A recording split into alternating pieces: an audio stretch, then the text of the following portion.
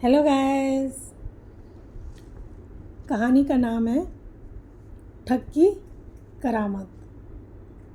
सुंदरपुर नामक गांव में एक चंदू नाम का आदमी रहा करता था। वह बिल्कुल अकेला था, उसका कोई परिवार नहीं था। वो अकेला रहता था, कमाता था और अपना गुजारा करता था।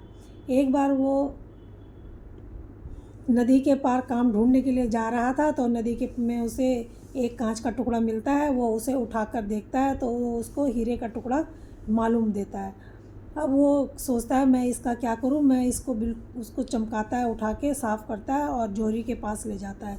जब जोरी के पास बेचने को आता है तो जोरी के पास गया। जोरी देखते ही पहचान जाता है और कहता है कि ये हीरा नहीं है, ये तो कांच का टुकड़ा है।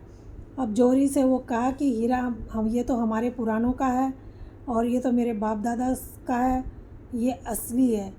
मुझे गरीब आदमी समझ के तुम कह रहे हो कि ये हीरा नहीं है, तो ये हमारे पुरखों का है और मैं इसे बेचना चाहता हूँ।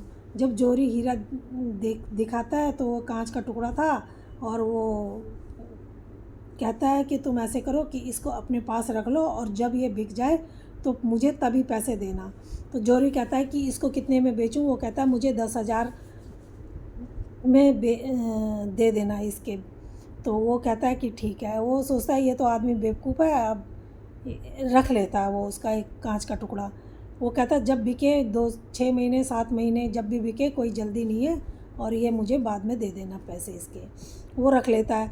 अब वहाँ पर एक राजकुमारी का सेवक आता है और कहता है उसको अपने सारे हीरे दिखाता है, लेकिन उसको कोई भी पसंद नहीं आता। तो उसको वो लास्ट में कांच का टुकड़ा दिखाता है। उसे वो उसकी बनावट पसंद आ जाती है और कहता है ये तो बहुत बेहतरीन है और उसको ख़रीदना चाहता है। तो जब उसको ख़रीदना चाहता है तो वो सोचता है ये तो राज परिवार से आया है आदमी, अब इसको इसके कम पैसे क्यों बताऊं। वो कहता है कि इसकी कीमत 20,000 है और वो आदमी कहता है कि कोई नहीं, 5,000 रख लो। मैं 5,000 बयाना रख लो। मैं एक हफ्ते में के बाद आकर इसे ले जाऊंगा। अगर मैं एक हफ्ते में तुमने इसे बेच दिया किसी को तो 10,000 मुझे लौटाने होंगे। तो वो कहता है कि ठीक है। बेचने से एक अब वो सोचता है ठीक है, अब 10,000 की बात पक्की हो गई। तो चंदू वहाँ आता है, दूसरे दिन वहाँ आता है और कहता है कि मेरा हीरा मुझे चाहिए।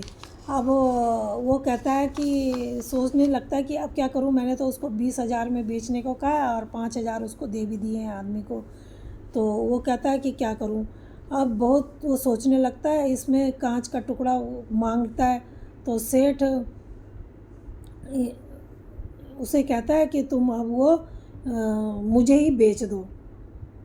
मैं उसको अब ख़रीदना चाहता हूँ। मैं पहले उसको पहचान नहीं सका, लेकिन अब मैं उसकी कीमत को पहचान चुका हूँ और वो हीरा ही है और मुझे वो 10,000 में तुम बेच दो। तो वो जिसका कांच का टुकड़ा होता है वो उसको 10,000 में सेठ को बेच के और 10,000 उससे ले जाता है। और अब 10,000 में वो उसको बेच के बहुत खुश होता है, सोचता है कि मैंने 10,000 में ये ख़रीद लिया है, अब मैं इसे 20,000 में बेचूँगा तो मेरे पैसे मेरे पास आ ही जाएंगे, 10,000 में कमा लूँगा। अब वो राजकुमारी का सेवक जो होता है वो काफ़ी उसकी इंतज़ार करता ही रहता है और वो उसको ना तो आना था ना वो आता है। अब ये जो इनकी प्लानिंग थी दोनों ने मिलकर करी हुई थी। दोनों दोस्तों ने मिलकर सेठ को बेवकूफ़ बना दिया और वो अपना हीरा भी अपने हीरे की कीमत भी वो 10,000 ले गया फ्री में, कांच के टुकड़े की। तो दोस्तों ये कहानी आपको कैसी लगी? अगर अच्छी लगी हो तो प्लीज़ लाइक और सब्सक्राइब ज़रूर करना। धन्यवाद।